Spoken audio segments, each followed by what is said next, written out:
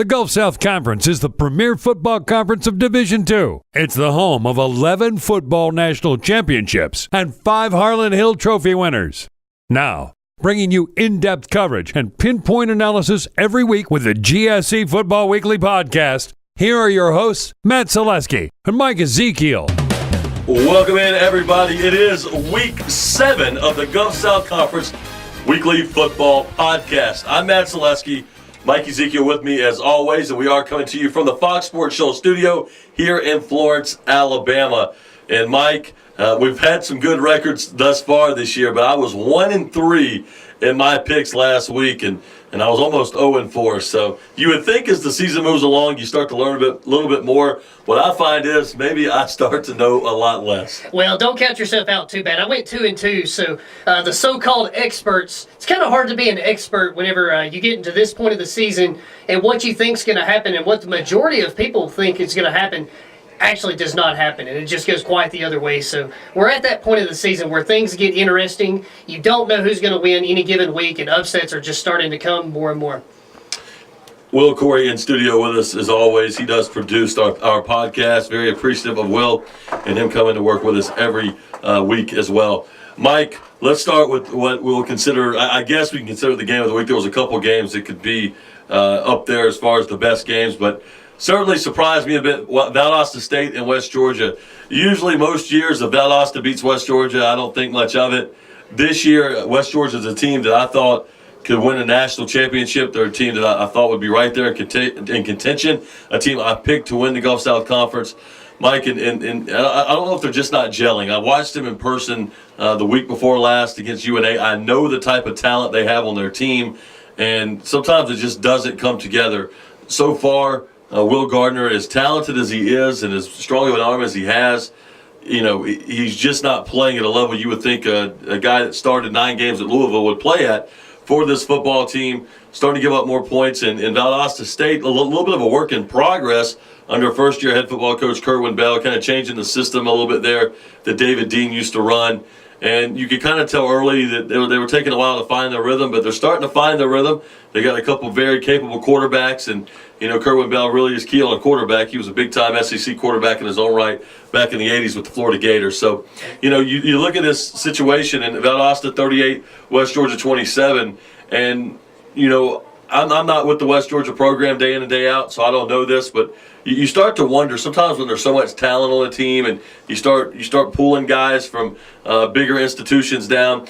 While you do have a lot of talent and the expectations get very high, sometimes the cohesiveness is not always there. And I don't know if that's the case for sure. Like I said, I don't get to follow West Georgia around. They're not on national TV. I don't get to see them play every time they take a snap. But you watch highlights, you kind of keep up what they're doing, and you just wonder, I'm throwing that out hypothetically, maybe they don't have the chemistry that they need to win games because we know they have the talent. Yeah, and I think that's what it is for me too, Matt. I see a lot of chemistry issues, and I think that's what we've seen in the last 2 weeks. You know, I watched the whole game against UNA, and so did you. I got to see a lot of highlights from last week's game, and I tried to watch as much as I could of Valdosta and West Georgia because that game really intrigued me. And for quarters 1, 2, and 4, Valdosta seemed like the clear-cut better team to me, and I was a little surprised by that. I didn't really expect it. But I think West Georgia just plays well in spurts, and they look like the best team in the nation when they play at that point. But then they had spurts where they don't play well, and they had more of those in this game, and I was a little surprised by that. And I go back to last week, and I talked to you, and I said that I thought that this game would come down to the O-line versus West Georgia's D-line, because I don't think there's a team that can just completely shut down West Georgia's defensive line. I think your only hope's to slow them down, and Valdosta absolutely slowed them down. And that was a great performance by them. And Jeremy King's a guy that stood out to me on the offensive line. Also, Brandon Kemp, a freshman who was a tight end, moved to offensive tackle and did a really good job of slowing down Dylan Donahue, who still had 9 tackles but didn't have any sacks. So, you know, you got to do what you got to do there. And you know, I was impressed with Valdosta. I think this is the best that they've played all year. And we talked about if you don't have one quarterback, or if you don't have 2 quarterbacks, or if you have 2 quarterbacks, you don't have one. But Valdosta may be proving us wrong. They have 2 quarterbacks that are playing at an extremely high level. Both of them were clicking throughout the game. I'll just read the numbers to you. And we were a little surprised by this, but Roland Rivers started the game. 22 for 35, 197 yards, 3 touchdowns and just 1 pick, had 16 carries for 61 yards. And then Robles came in the game. I believe there was an injury in the third quarter. Robles' helmet came off. He had like a 4-yard carry.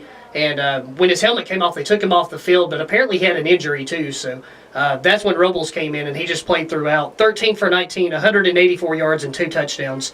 Both quarterbacks impressive. And then we saw the running game. Hollenshed, again, impressive. 20 carries, 86 yards. And he did a good job of getting through the holes. And Valdosta really made the holes. So that offense, 30 first downs for the second straight week for them. I was so impressed with Valdosta. And, I think we completely assessed them wrong at the beginning of the season. Yeah, maybe we did, Mike. And you look at it right here, and you threw some numbers out there. I want to add to those numbers a little bit, something that stood out to me. Hollingshed with the 86 yards on 20 carries. Mike, his long was 13 yards. So sometimes you have to look at the numbers and you're like, okay, well, he had a 48-yard run, and so if you look at the other 19 carries, all of a sudden you're back under 40 yards. And how impressive was it? 13 yards is the long, so that means he was literally grinding yards out all game long. He only had 3 yards lost, so he was consistently getting probably 4 or 5 yards a carry. He averaged 4.3, so consistently getting 3 or 4 yards a carry, and that's tough to do against West Georgia. That's not mind-blowing, but they obviously were able to use the running game effectively, because sometimes you'll see one big run, and you say, well, they had 90 yards rushing. Yeah, but 75 came on one run, and the rest of the game they were kind of one-dimensional. So that was impressive. They were able to sustain the running game. And also, when you were throwing Rivers and Robles stats out there, neither player was sacked. And we know West Georgia's defensive line, and they can get pressure. And now I'm sure Kerwin Bell probably had a lot to do with that, designing play calls that got it out of his quarterback's hands quickly. Right. But nonetheless, when you keep West Georgia's defensive line off your quarterback, no sacks tallied for them. Obviously, great job by Valdosta. Anytime you get a new coach, especially if it's a new coach that's coming in from a different place, if you promote a coach up within and the team continues to play at the same level they've been playing at, oftentimes you can look at that coach and say, okay, well, he's running a lot of the same schemes. Right. We know that Kerwin Bell is running some different stuff than what David Dean had in place. So it took them a little while early, but they're starting to find their rhythm, and what a big win. The flip side of that is Will Gardner, 11 of 29, 216, 1 touchdown, 4 picks. Now, with 11 completions of 216 yards, you're talking really right at about 20 yards of completion. I think 220 would be right at 20. So he's right around 20 yards of completion, which is great. They can't throw it down the field, but the percentage is really low. You're under 40% completion percentage, which is pretty bad. 1 touchdown to 4 picks. Turnovers were killers. Turnovers, to me, is what ultimately cost them the game against UNA. Obviously, the missed 22-yard field goal didn't help their cause, but that game was never close 2 weeks ago. They don't turn it over. Once again, they turn the ball over here. They only lose this thing by 11 points. So you have one team that minimizes turnovers. You have one team that has a lot of turnovers. And once again, West Georgia ended up on the wrong side of things because they're just not taking care of the football. Yeah, and you go back to Will Gardner and the 4 interceptions. He's thrown more interceptions in the last 2 games against North Alabama and Valdosta than he has in all season. He threw 5 prior to that game against UNA. So 7 interceptions in the last 2 games. And, some of those seem forced to me, maybe throws off the back foot. And but at the same time, I got to give a lot of credit to Valdosta, too, because some of the highlights I saw were just great plays by the defense. And you got to give them a lot of credit because they forced 5 turnovers, had a fumble as well in there. So Valdosta's defense. And another thing that stood out to me, Matt, Valdosta ran 93 plays offensively. West Georgia only ran 54. So, Valdosta did a good job of keeping drives going. And you talked about Hollenshed running the ball and didn't have a carry over 13 yards, I believe is what you said. He averaged 4.3 yards a carry. And it seemed like every time he carried the ball, didn't really lose any yards. West Georgia had problems getting in the backfield. And when they did, they kind of overran the play. And Hollenshed just did a good job of keeping his head down, moving forward, moving behind the offensive line and going through the holes that they gave him. And I was just completely impressed with that. And I think that's what you have to do to beat this team. And you talk about Will Gardner, 7 picks in the last 2 games, and he threw 5 all season before that. But that number is really not a pretty number either, because that was still 5 in 3 games. So that's still almost 2 a game, and now he's 12 over the course of 5 games. And now you're looking at almost an average of almost 2.5 per game. That is not good for the quarterback position. Now, granted, they're a team. They're not like Delta. They're not throwing a bunch of screen passes, which, when you do that, obviously your chances of turning the ball over are less. But still, not where they want to be. And a team that was in the semifinals the last 2 years well, they're really going to have to get it together coming to the back half of their schedule if they want to be back in the playoffs again and even have a chance to make some noise. Better yet, have another chance to get as far as they have. West Georgia kind of going on the wrong side of that slope. Valdosta State climbing that ladder and doing a great job. But big win for Valdosta, and both teams have to move on, regroup, and get ready for some pretty tough action this week. Valdosta will have to travel to Mississippi College, and West Georgia will have a home game against West Alabama. So both teams are going to have some pretty tough competition, especially West Georgia. We'll see if they can't get back on track. We'll dive into those a little bit later in the podcast. Mike, moving on here, West Alabama, Delta State. We both thought it would be a shootout. That's what we had right. What we had wrong was who won the game. But I remember saying last week, I thought it was kind of a 50-50 game. I really did.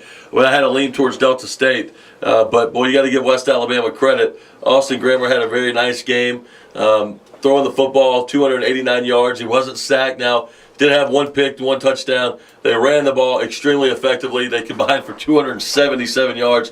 That's always a winning number. And for Delta State, while they did throw the ball, for a lot of yards, which they tend to do sometimes, they also had a lot of interceptions.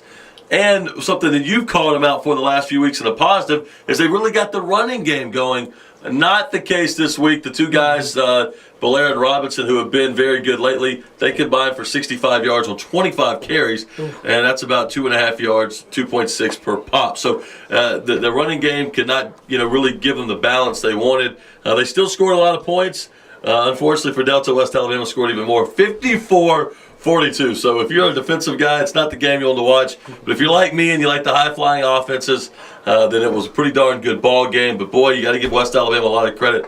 After taking their lumps against UNA a couple weeks ago, they really bounced back in a nice way, and they had themselves right in contention here coming down the stretch. Yeah, you're absolutely right, Matt. I believe now they're 3-3 on the season, but more importantly, they're 3-1 in the Gulf South Conference. And those are some big wins for them. And West Al's just really improved. I think they're the most improved team from week 1 to now. I think that's a pretty fair assessment on them. But I want to go back to something Coach Gilliland said. I read a quote that he talked about it leading up to the game. He said it's going to take at least 50 points for us to beat Delta State this week. And look at there, he got 54. So we knew it was going to be a shootout. I picked it 55-41. Of course, I had it the other way, Delta State. But I think you picked it pretty close too as far as like a big shootout game. So give a lot of credit to West Al. They deserve to win that game. Grammer had an absolutely great game. He was the GSC Offensive Player of the Week, and rightfully so after that.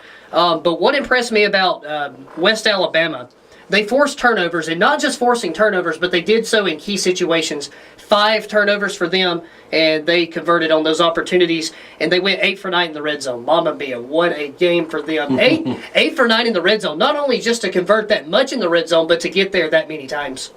Yeah, they really did what they wanted, and I think a lot of that has to come to with the running game. While Grammer did play well, he also chipped in the running game, 45 yards on 7 carries, but Thomas, his name LaKendrick Thomas, is that right? And I think he actually had a case for GSC Player of the Week if he wanted it, because he had 19 carries and 150 yards, so he was impressive as well. And that's another player that just stood out to me, and I think he was giving Grammer a run for his money for that award, but still, both players played extremely well and gave him balance. I think where Grammer kind of got the nod was the touchdowns. I mean, he had the one passing, but even though Thomas had a lot of yards, come on, Coach Gilliland, give it the guy that carries you down there to the red zone, man. Let him run it in. Let him run it in a few times here. Grammer, he had 3 touchdowns there rushing, and he always had the one passing. So I'm sure the 4 touchdowns combined probably helped his cause. What a game. Sure. It looked like it was a really, really fun game to watch. And, man, I'm a big Tyler Sullivan fan.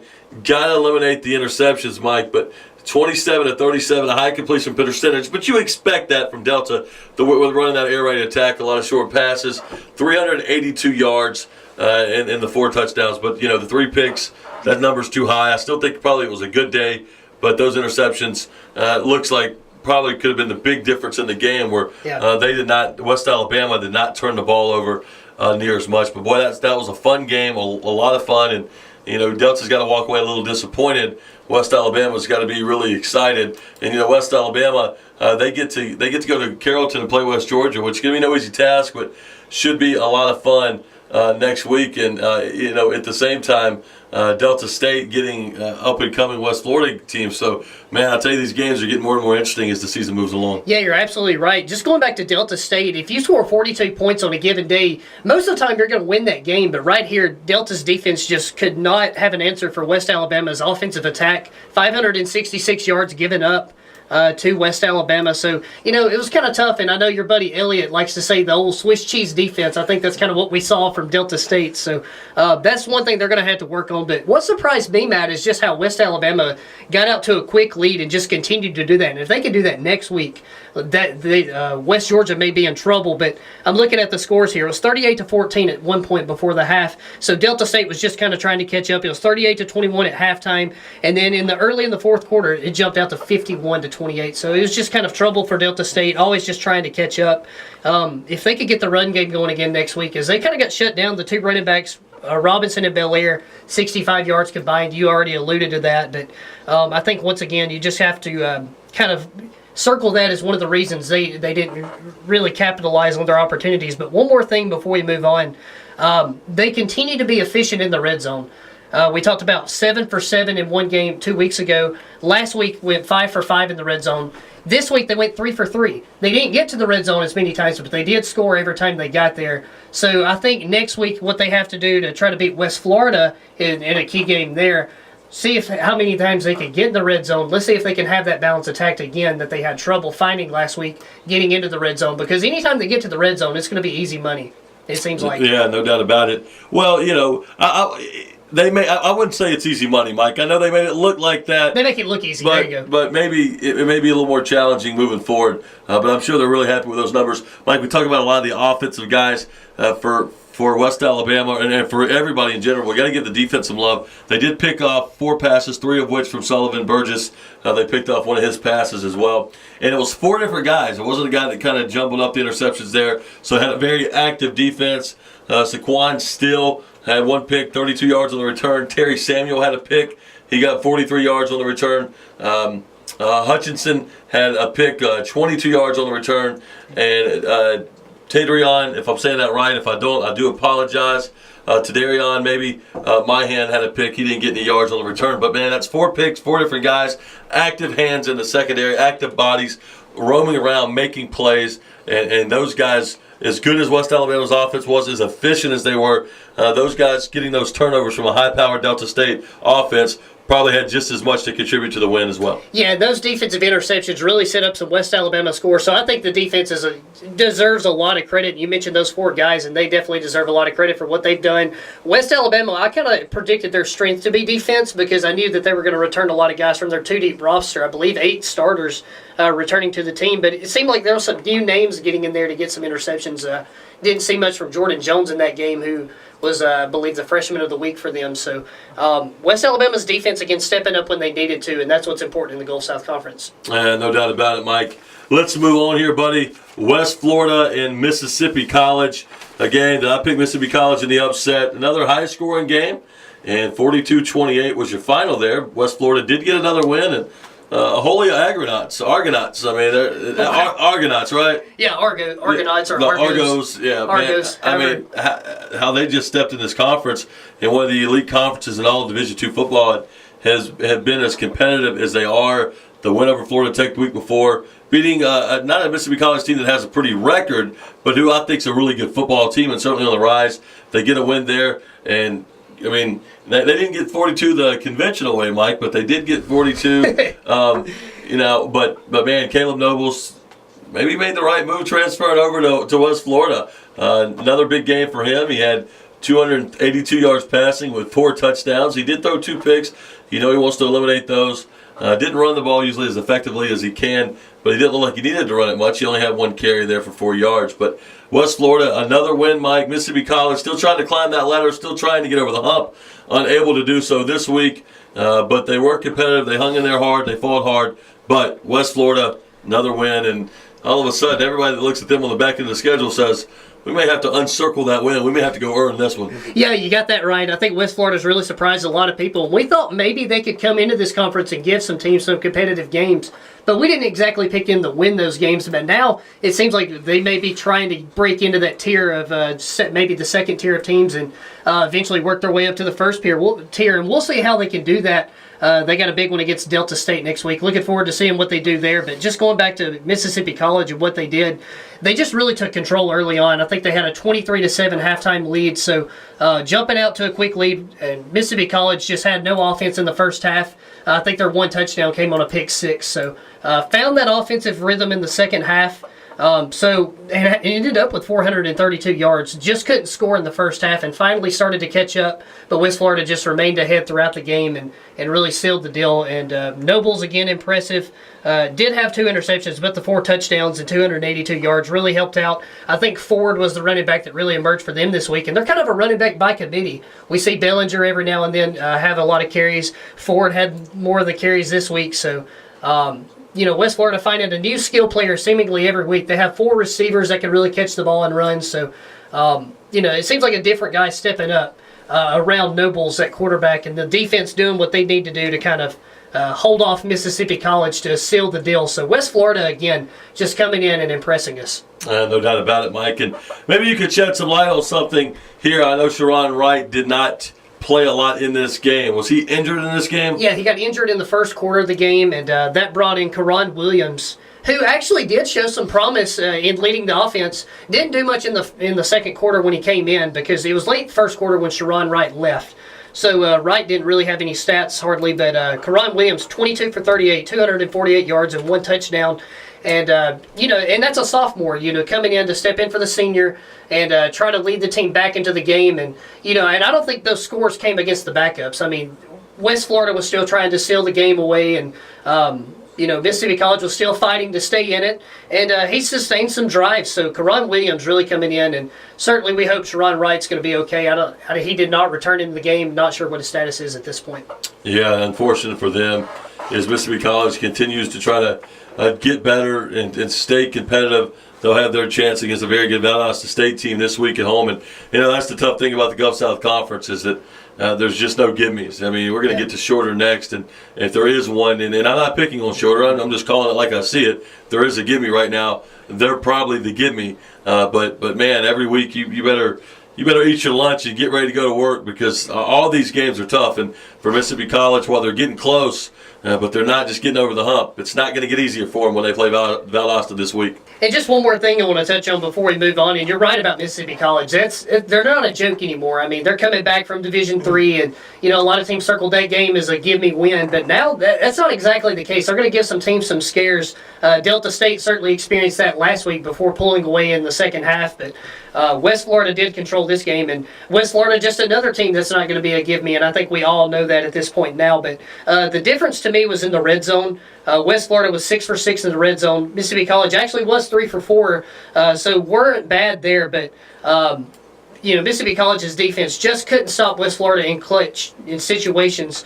West Florida converted 11 of 14 third downs, and so they were able to keep drives alive, and that's why they got in the red zone so much. And that's impressive to me. If Mississippi College's defense can kind of step up against Valdosta, maybe they'll have a shot to win that game as the offense just continues to improve. But for me, I think West Florida's just continued to prove that they are a team to contend with. Yeah, no doubt about it, Mike. Big win for the Argos, and Mississippi College can continue to try to climb that ladder and stay competitive and try to find a way to get a win. And our last game on the docket here, Shorter and Clark Atlanta, and Shorter comes up short in this one, 27-23. But Mike, they were competitive. They were very competitive for the first time in a while. They did have a 16-7 halftime lead, and they also had a 23-13 lead going to the fourth quarter. Could not hold the lead. Got outscored 14-0 in the fourth quarter. But I want to put something in perspective of just how good the GSC conference is.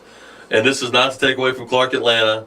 But Clark Atlanta can come in 3-2, and now they're 4-2 with the win. And they were 2-2 in their conference. And Shorter was 0-6 or 0-5, in the GSC. 0-5 on the season. Yeah, I'm throwing this. I'm butchering it here. Let me start that thought over. Go for it. Shorter 0-5 coming in now 0-6 and 0-3 in the Gulf South Gulf South Conference play. I'm good. We all tongue tie every now and then. And Clark Atlanta was 3-2 and 2-2, now 4-2 and 2-2 in their conference. And Shorter has not even been slightly competitive in the Gulf South Conference. I mean, really getting beat badly. And for them to have a 10-point lead go in the fourth quarter and lose by 4 points, playing against a team that's fairly competitive in their conference, I think that says a lot about just how good the GSC is. Yeah, it really does. And, believe it or not, Shorter had a 20-point lead heading in at one point in the third quarter. I believe they scored with about 6 minutes to go in the third quarter, and they had a 20-point lead. And, no, it wasn't a 20-point lead, but Clark Atlanta scored 20 unanswered points to, take the lead. So they had a 16-point lead, yeah. 16-point lead, yeah. And then Clark Atlanta scored the last 20. So, it seemed like Shorter was going to win the game if you judge the first three quarters, and they really did control it. And I think that does say a lot about the Gulf South Conference. Clark Atlanta being a SEAC team, so they are in the region, but Clark Atlanta just came back, and I think this one's got to be the most heartbreaking loss that they've had all year, because you got to circle this game on Shorter's schedule saying this is probably going to be the game that Shorter actually gets over the hump and wins. But that was actually not the case, and you got to hurt for Shorter, and you got to hate to see that for them. But I think one of the things that really cost Shorter, especially at the end, Matt, 12 penalties, 124 yards, penalty yards. That's really unfortunate. That's very uncharacteristic of the Shorter teams we've seen in the past. Rarely ever had penalties in games that I've watched them play, and in stats that we've seen them, in the games they've seen in the last 3 years. Not a lot of penalties, but this time they had 124 penalty yards. It really helped keep those drives alive for Clark Atlanta, and it really cost Shorter in the end. Yeah, no doubt about it, Mike. And, one thing that stood out to me, Tyler Pullum, who's, I guess, kind of entrenched himself as the starter. Right. 21-36, 249, a touchdown, no picks, and was not sacked. So, took no sacks, no turnovers. You didn't throw the ball away. He did have a touchdown pass, and he completed at nearly a 60% clip. Yeah. That's a lot to build on from some of those really horrific passing numbers we have seen. They also ran the ball pretty well. I mean, nothing crazy here. 36 for 122, that's a 3.4 yards per carry average. And Cobbs led the way for them with 8 carries for 57 yards. Pullum did add 46 on 12 carries. Listen, they outgained Clark Atlanta. They put up about 371 yards, I believe. And, yep, you're right on the bunny. And on the flip side of that, they gave up, I think they did. What's the net? Okay, the net's 97, so they gave up a few more yards there, about 300 and. I think 300, 386 to 371. Okay, so they were outgained. I do apologize there. But it was close. Looking at the loss and thinking that was the net, 47. So, yeah, only outgained by 16 yards, lost by 4. Shorter getting better, and they're going to have UNA. That's the game I'll be at Saturday. And we're not getting to our picks yet, Mike, but I'm going to make a bold prediction when I say they're going to step up in competition a little bit. Yeah, just slightly. Clark Atlanta and North Alabama, two very, very different teams. You're going from the bottom of the SEAC to the top of the GSC. I think there's a big difference there. But for Shorter, there is a little promise in Tyler Pullum. He is a freshman, so that means he's got at least 2 or 3 more years to go and try to help this team improve throughout the years. They got a lot of youngsters out there, not a very experienced team. Tyler Pullum, actually, this was probably his best performance of the season, so that shows some promise from the young freshman who's been Gulf South Conference Freshman of the Week a couple of times already. So, that's one of the bright spots. They found a slight bit of a running game. They have, some different guys that can run the ball now, and I can tell you something about North Alabama, they're not going to overlook anybody, and that includes Shorter, because I can remember Bobby Wallace being at Temple and upsetting Virginia Tech. So I'm not saying Shorter's going to do that to North Alabama, but I know he's not going to overlook Shorter, maybe like we would. Yeah, in the media. And you're right, and that's their job. Our job is to look at what we've seen and say, here we go. This is what it is. And I think upset. I do pick upset sometimes, but there's a lot of factors that go into me picking an upset, and it's not just, it's a little bit of the matchup, but a lot of it is where they play in the game. What is this other team who they just get finished playing? You have a team that just had a big emotional win, or even a tough emotional loss, and they got a short week, and they got to go play a team that may have a matchup that's tough for them, and they got to go play in a tough environment. There's a lot of things that can really be in play for an upset, but UNA coming off a bye week that they really didn't want, but they still got one. They're at home. Shorter still had another tough loss. While they're getting better, they're a long way away. It's hard for me to think this is the week. And the final game on our docket, UNA and Florida Tech, and that's all I got for that game. Yeah, unfortunately, that's the way it is. Hurricane Matthew struck again. We wondered what it would be like as we shot the podcast last Monday, wondering what would happen, and it ended up getting canceled, and that's just unfortunate. And UNA actually had to file a waiver to the NCAA to try to remain eligible because you had to play 10 games on your schedule. You're only required to have 8 Division II games, and that's not something I knew prior. I thought it was 9. But you have to play 8 Division II games at least. So you can go and play 2 NAIA teams, or you can play a Division I team.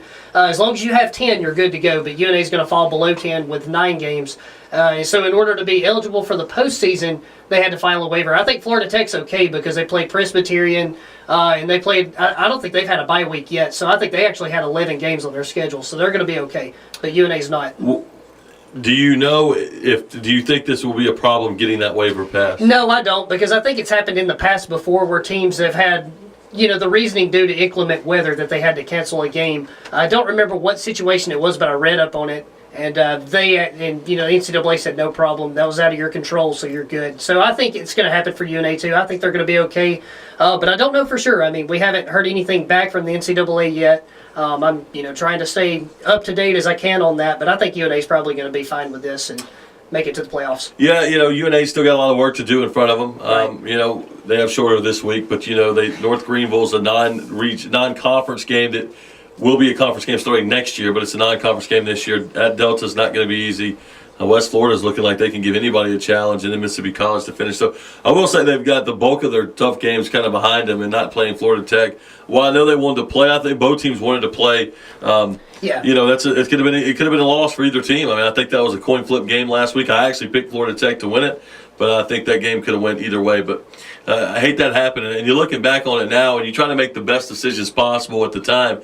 But looking back on it, that game could have been played. That storm was well past. It was way up in the Carolinas. Yeah. As we saw Miami, Florida State play that night, and Melbourne and Miami were within an hour of each other. And that game, there was really the weather had no effect on that game at all. No. You saw it affect games like Notre Dame and NC State. Well, the field was soaked. But that, they Miami still played it. Miami field wasn't wet, but it didn't look wet at all. No, and I don't know if Florida Tech's operating with the same maintenance staff as the Right. Hurricanes, but Gotcha. the game could have been played. But I'm not here to make the point that the game should have been played, because you make the best decision that you can at the time of it. And then once you kind of made it, it's hard to say, all right, guys, we'll get ready and let's fly down here Saturday morning. So, you couldn't do much then, but unfortunately, it was one of those situations that if you knew how the storm was going to play out, and as good as our meteorologists are throughout the country and the world, they still make mistakes. They're not perfect, and they don't know exactly where it's going to pinpoint. You just do the best you can. But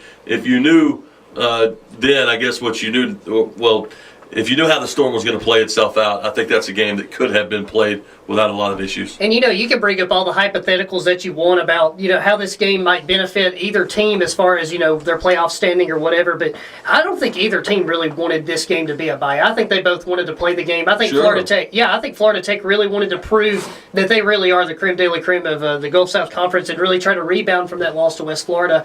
I think UNA wanted to play the game because I think they were in a good position to try to prove that they were the best team in the GSC, and now that they haven't played this game, they're still undefeated in the Gulf South Conference. But the way that you win the Gulf South Conference is by winning percentage, and I think that game will count kind of as a forfeit. So right now, since they're 3-0, you would think it would be a 100% win percentage, but it's actually 750 because that actually counts as a loss, so it goes against them. So that's kind of unfortunate. I think both teams really wanted to play that game. The game counts as a loss? I think it does, because I looked on the GSC standings, and that's where they had them, 75% winning percentage. But UNA is actually still at the top at 3-0. But since West Al's below them at 3-1, they're also 75%, which is kind of odd to me. But that's the way they do it in the GSC. But I think the SEC is a little different in that because you're going off, you got to play a conference championship and things like that. But Division II it's a little odd in the Gulf South Conference. So the loss could actually come back to hurt UNA, or not the loss, but the fact that they didn't play the game. And unfortunately, they couldn't reschedule the game. Neither team could really find the common ground. I think North Alabama tried to invite Florida Tech to come to Brawley Stadium.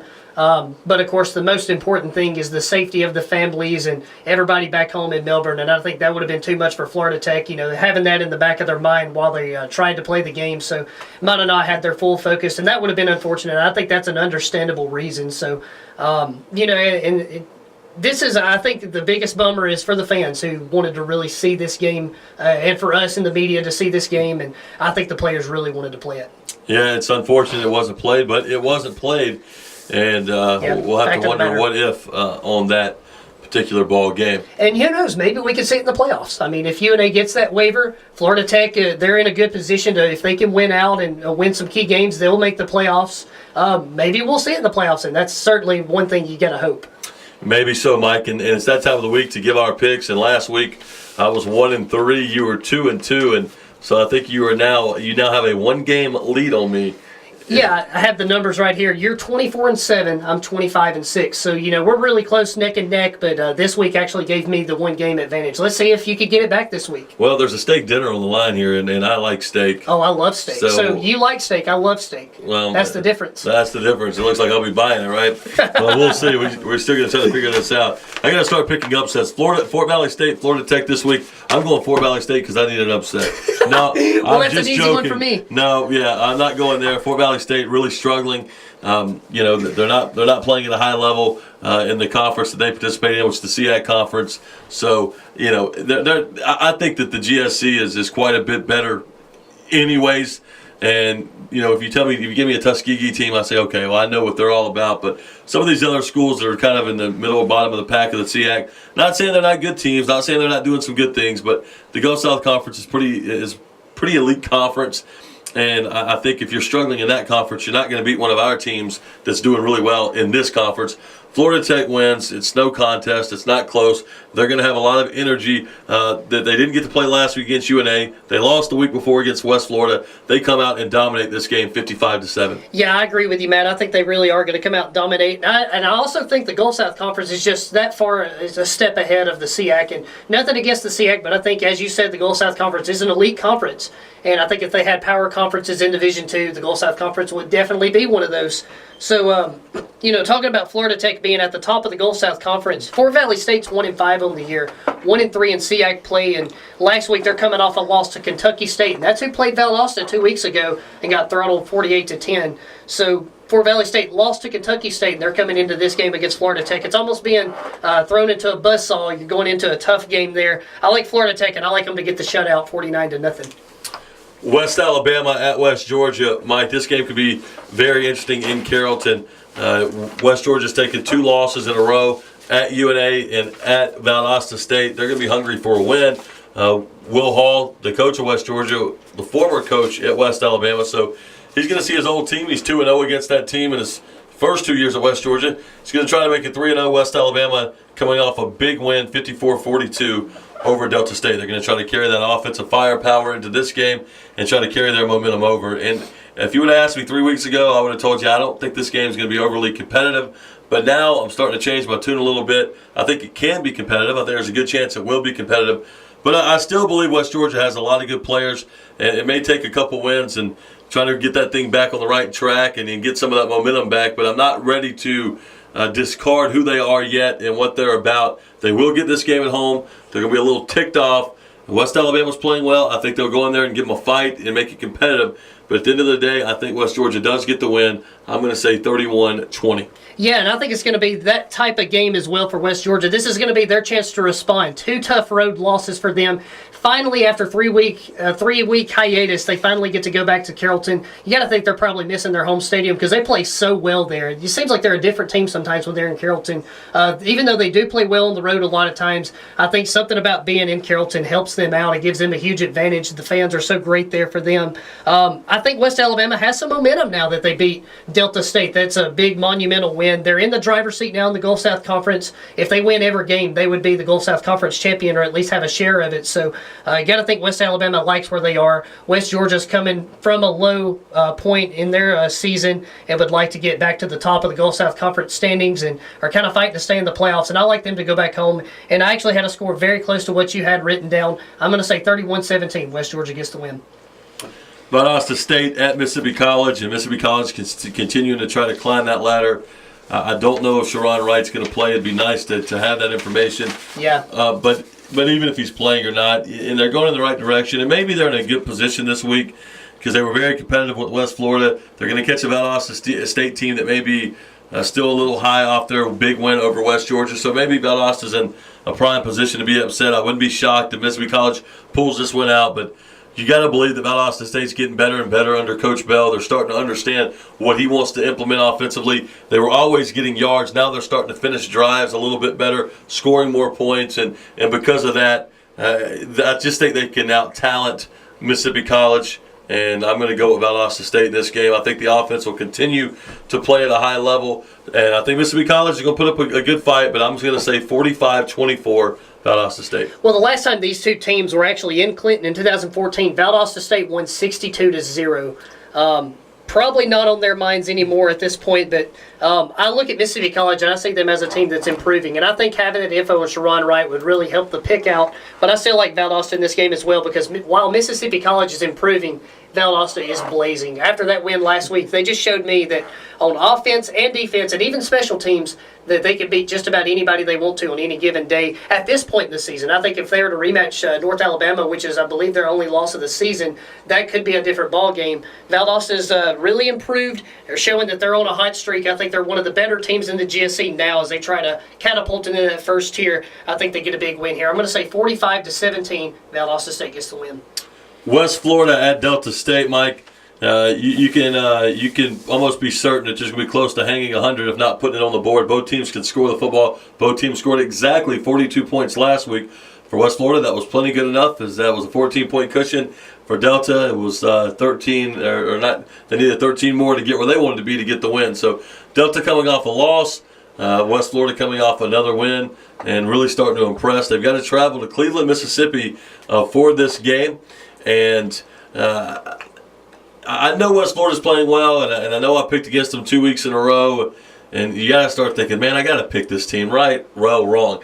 Delta can still score the football. They're going to score the football. They're going to bounce back. They're a team that still believes the playoffs are a viable option. They still have a lot in front of them. They still got Valdosta State in front of them. They still have UNA in front of them. Right. They still got a lot of games they can win and make their case. And I don't know if they can win those games or not, but I think they can win this game, a shootout.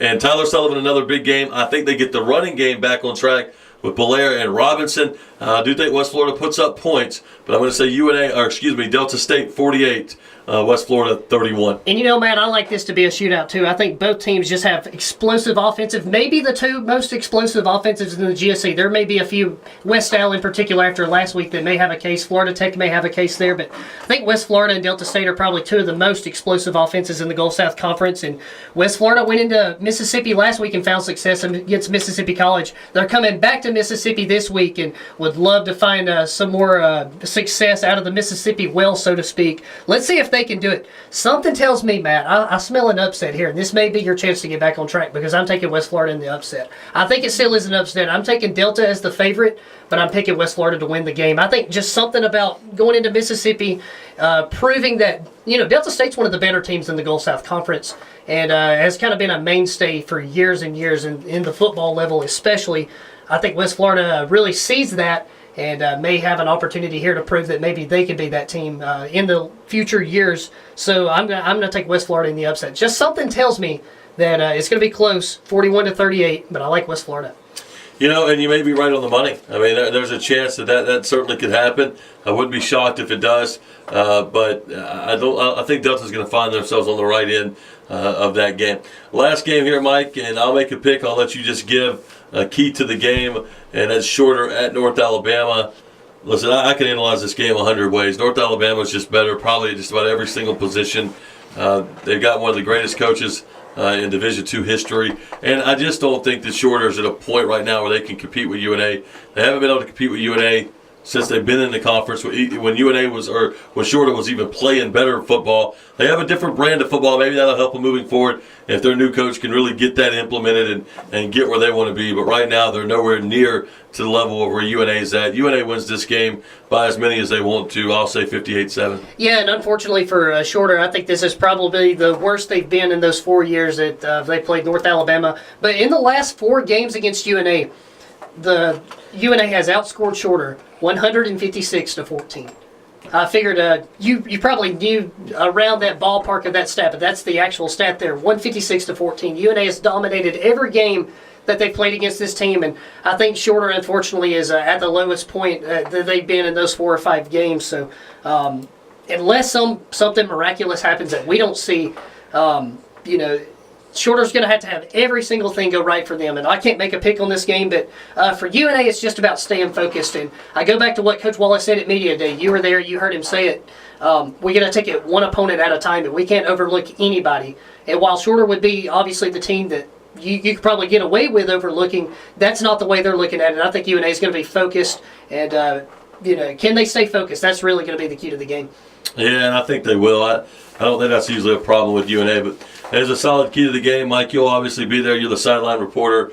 I am interested, and I'll tell you what, after I finish my SEC Saturday show, which I have every Saturday from noon to 2, which I love doing, by the way, but one thing I hate is I really wanted to try to get to a few more games that I just can't get to by virtue of having to be at work, and then the travel's too far after that. But West Alabama and West Georgia is the GSC game of the week, and it'll be on ESPN3. It's a 2 o'clock game, which is great. I get done with the show at 2. I will come home, and I will turn on that game, and I'll also have Alabama and Tennessee on the big TV, so I'll be I'll be getting that next, some exercise. But we got to wrap everything up, Mikey. Great job as always. Great insight. I want to thank the Gulf South Conference for allowing us, or not really allowing us to shoot the podcast, but promoting the podcast after we shoot it. Thank you to listeners for tuning in to us every week. We'll be back next week. Have a great week, and thank you for listening to the Gulf South Conference Weekly Football Podcast. Thank you for listening to the Gulf South Conference Football Weekly Podcast. Tune in next week for more GSC recaps, analysis, and predictions from your hosts, Matt Zaleski and Mike Ezekiel.